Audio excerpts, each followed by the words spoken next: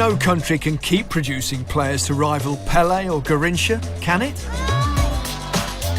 Brazil, it seems, can. And there's one player I couldn't wait to meet. Hi again. Oh, hey, nice to see you. Nice to see you too. Welcome. Thank you. How are you? Yeah, I'm good. You? Good. Good form? Yeah. Ronaldo played 98 times for Brazil, scoring 62 goals and winning 2 World Cups. Along the way, he collected a Golden Boot and became the highest goal scorer in World Cup history. And it's a moment of history for Ronaldo. He's now out on his own as the World Cup's all-time top goal scorer. That's the straightforward bit. As well as being brilliant, Ronaldo remains one of the enigmas of all time. There's controversy here, the 1998 final. But first, his rise to the top, from the bottom. He was born in one of the poorest parts of Rio. I presume that most Brazilian boys, when they grow up, they want to play for Brazil when they're older. We grow up think about being a football player, because most of Brazil are poor, and we seen at football a great opportunity to be a big star, and so you can help your family and you can buy things. Ronaldo dropped out of school when he was 11, but he was soon giving masterclasses to the watching world. We very much admire the Brazilian style of football, and people say, yeah, but when we play football, there's music in the dressing room and everybody's dancing. Is it really like that? Yeah, it's really like yeah. yeah. But it's not mean that is the solution to win. You know, you cannot maybe go into England team and put some Brazilian music or hip hop music. We can't dance. Yeah, rubbish. But it's not that to win. I think we did that, and the guys playing now is still doing it. Just because we have fun. We are very happy people. And everything we do with love, with our heart. Ronaldo, a talent apart, a rare genius, but also part of some greater shared experience of being Brazilian. Everyone in this land of 200 million people seems to love life out loud. By the late 90s, the team had returned to winning ways and signed a multi-million-pound deal with Nike.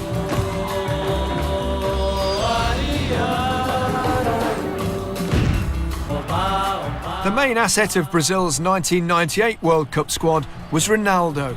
He'd taken himself off to Europe and was flourishing. I just won Ballon d'Or before the World Cup, and I was the biggest star for Brazil.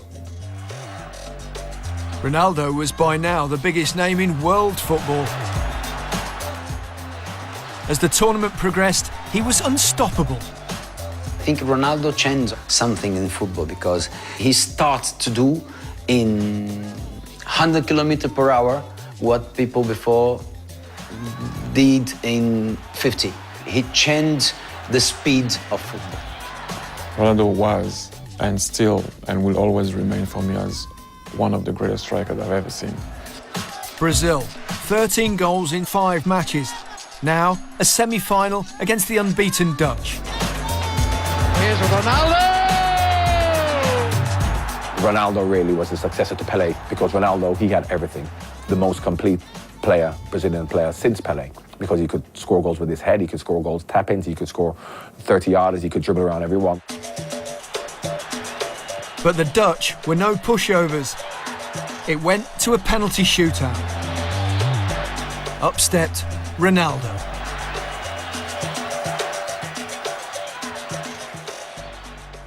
It's like always when you play for Brazil, you have to win, always.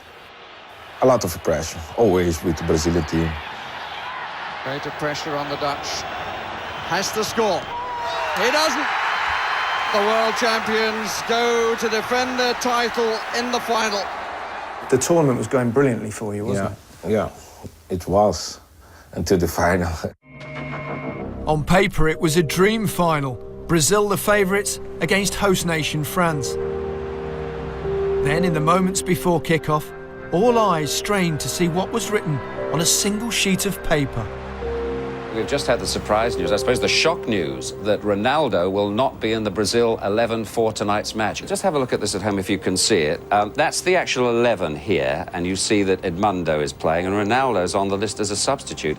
I'd got the team sheet in the studio. It didn't have him on it, and Ronaldo on it, and we couldn't believe it, you see. So we got on to Motti and said, what's going on here? Desmond, I've never had anything like this in my career. The scenes in the commentary boxes for the last 45 minutes have been absolute mayhem and chaos. There were journalists and commentators racing around trying to find out the truth behind it. Yeah, it's a big news for the French team because Ronaldo is very, very important for the Brazilian team.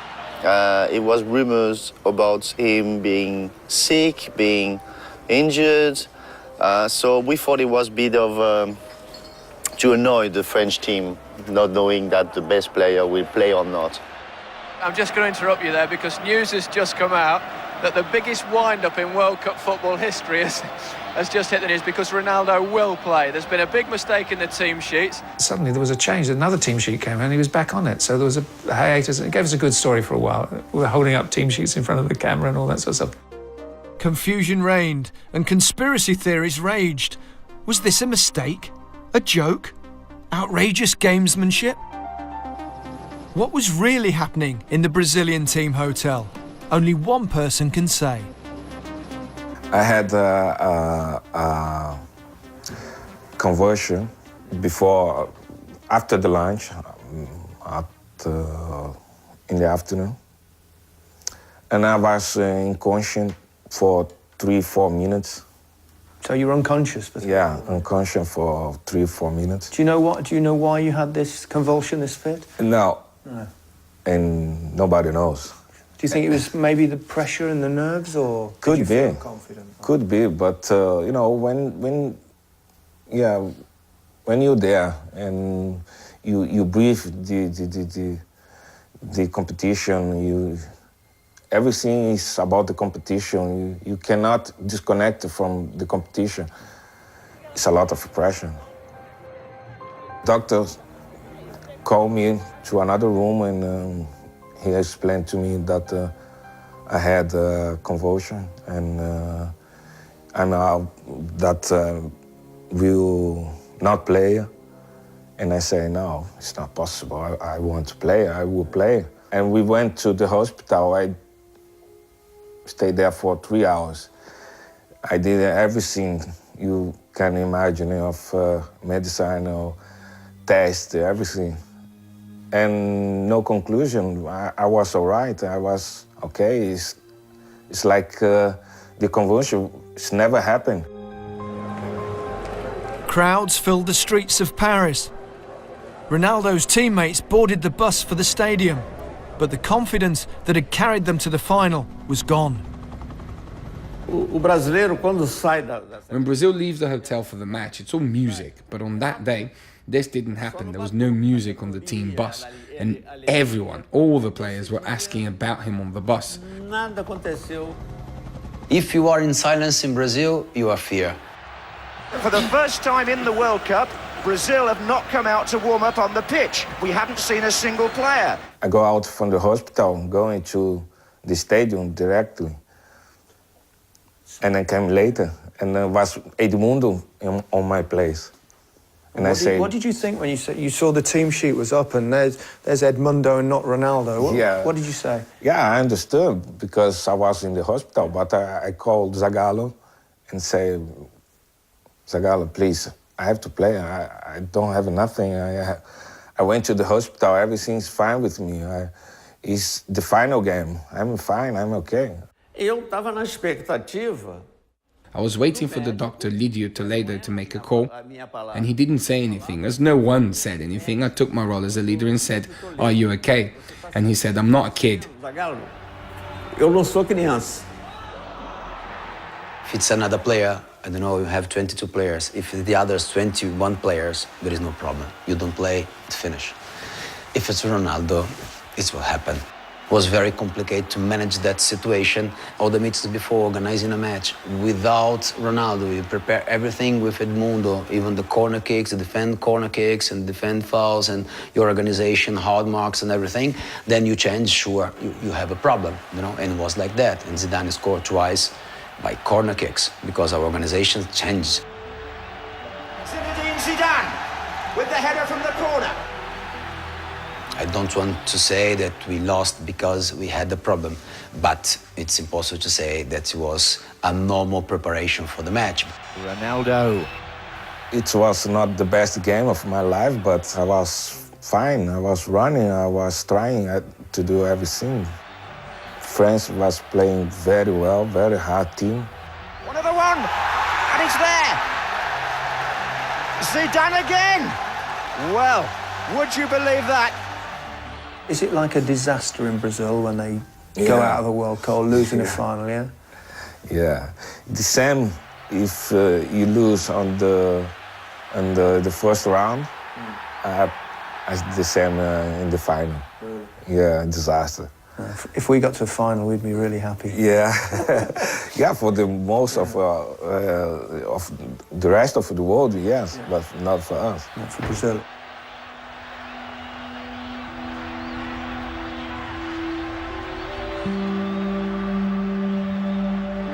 Even before France lifted the trophy in Paris that night, Brazilians began to ask questions about their team's capitulation.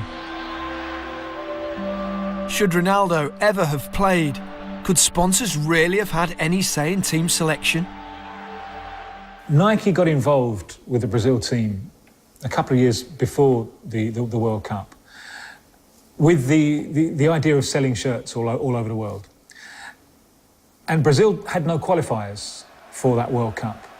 But Nike did their homework and they saw that many times Brazil played friendlies with severely weakened teams. If they're paying big bucks for Brazil, they want Brazil. So it seems that there were clauses in the contracts along the lines of, in these friendlies, a certain number of designated first-choice players had to play. But obviously, that has no relevance to a World Cup because you're going to select your best side in a World Cup anyway. But the fact that these clauses were secret opened up space for speculation. Nike denied having any influence over team selection, and 2 years after the final, Aldo Rebelo, then a congressman and now Brazil's sports minister, instigated a political inquiry. Was there any truth in the conspiracy theory? Market forces are a new presence. Football never used to have sponsors. This is only from the 80s onwards, and it's brought risks. And this is what we're investigating at the committee. The inquiry found no evidence of wrongdoing. However, the fact that losing a football match led to a political inquiry shows just how seriously Brazil takes the beautiful game. There are so many stories around this episode with Ronaldo in '98 that us, the fans, don't really know what the real situation was, what actually happened. I wasn't surprised because Brazilians love football, they're very passionate about it, but when it doesn't work out, pressure is only natural, and that's just an element of Brazilian culture and people.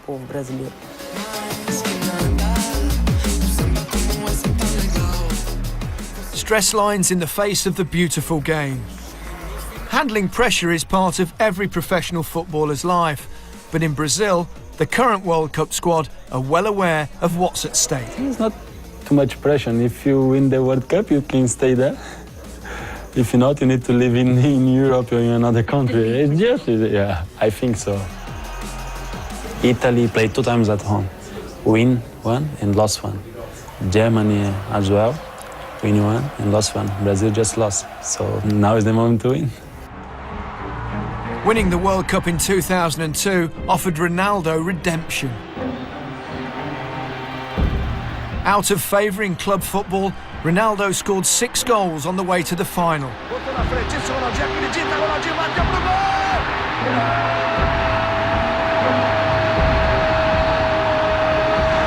World Cup needs a hero, and Ronaldo is one here. Before the final, after lunchtime, Did it go through your mind? What happened 4 years previously? Yeah, of course. It did? Yeah. We had the lunch. And after the lunch, everybody going to sleep and to doing your stuff. And I was looking for people there to talk, to... You didn't want to go to sleep? Yeah. In case it happened again? Yeah, I didn't want to go to sleep. And I found Dida, my teammate, the goalkeeper, and he was talking to me all the time until we left to the stadium. Oh, wow. I was very scared. Lining up against Germany in Yokohama, would history repeat itself? Oh, it's come off guard. Ronaldo! Brazil in front! It was fantastic, you know. After 4 years, come back to a World Cup match. And then he scored 2 goals and became a World Cup champion again and the best player in the world. Tonight he makes headlines as a hero. After the finals, we celebrate for 3 days. Nobody's sleeping.